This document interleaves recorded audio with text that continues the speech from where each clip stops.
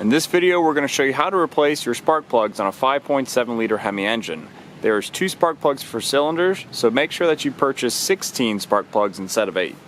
The first thing you'll do is remove the air box and the air hose so that you can gain access to the passenger side coils. So the first thing I do is pull this little red tab back and press down my little clip and pull out. You'll lower down your little red tab, press down your black tab, and that will remove that pigtail. Next thing we're going to do is grab our electric ratchet and socket and loosen our hose clamps.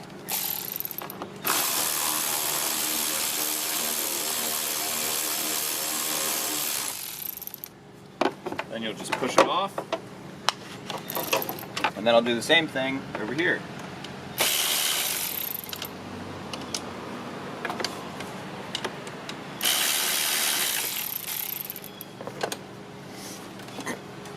And we'll move this out of the way.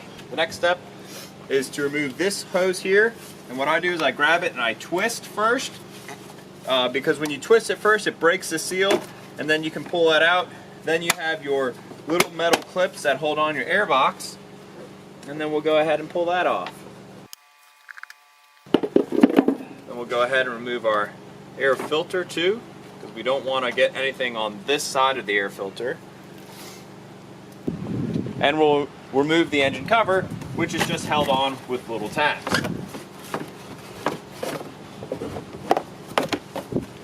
Now with the covers out of the way, you can now gain access to your ignition coils. Now almost every single one of these is going to be the same. You're going to have a little bit of access issue on the driver's side where the vacuum booster is, but besides that this is a really straightforward job. So now we're going to go over to the passenger side and show you how that works.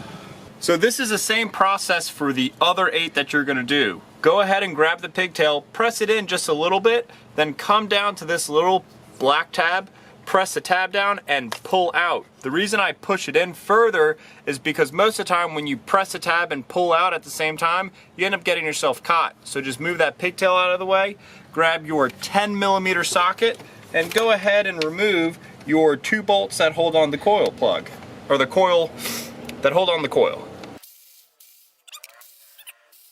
Then pull out your coil, pull in evenly on both sides so you don't damage any of the boots,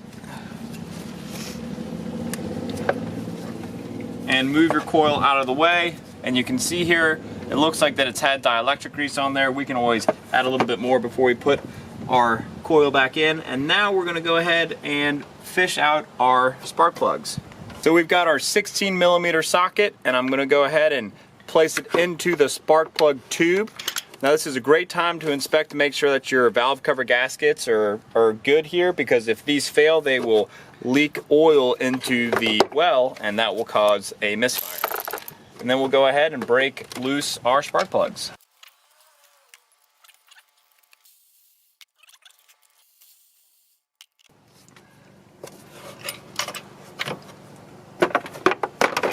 And then I'll just go in there with a magnet and grab the plug itself.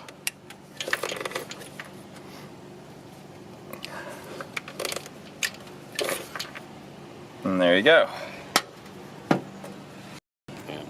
Alright, so now I'm going to grab my new plugs here, and these are just some iridium spark plugs, which is the OE type, but not the OE brand. And we'll go ahead and you'll see the difference between the 2 plugs. This is more of your copper style in my right hand, and this left is your iridium. And you can tell because the tip on this is very fine and the tip on this is really fat. So we're going to go ahead and replace it with the correct type. And one thing that I always do before I install a spark plug, especially into anything that's an aluminum head, I go ahead and put just a small little piece of anti-seize on there so that the next person can go ahead and pull these out. And then we're going to gently put our spark plugs in. Now a lot of people are going to say, hey, you need to be using a spark plug socket. Well, these aren't being dropped into any location that's going to be catastrophic, and they're not going to be damaged by just sliding them into their hole. So don't worry about that.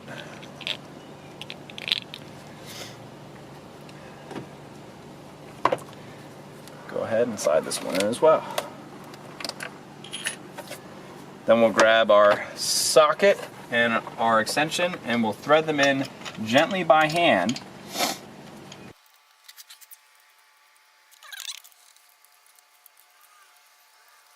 Snug them down the rest of the way with our ratchet.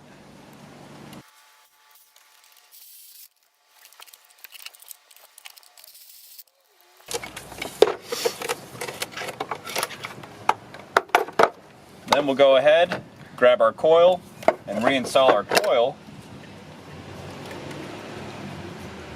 If you wanted to, this would be the time when you could add more dielectric grease to your end of your coil tubes. Press those on. We'll thread in our old bolts by hand.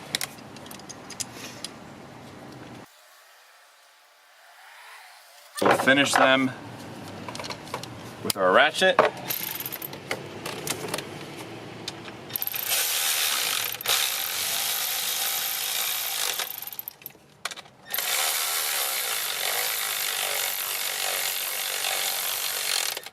Now I don't tighten these up really tight. These are just really hand snug here. I would say they're probably somewhere around 7 to 10 foot-pounds. The reason that is that this is a plastic valve cover that you're working with, and they're a little metal insert inside this plastic valve cover, and you can crack that pretty easily. So once you finish that, you'll go ahead, reattach your coil plug pigtail, and at that point you finish your first pair of plugs. You're going to keep going down the line and doing the exact same thing. You're going to have some issues where you're running into some harnesses being in the way, especially on the driver's side. The master cylinder brake booster's in the way, but the coil tubes are pretty flexible, so you will be able to move it all out of the way, and you can do this in your driveway in about an hour and 20 minutes.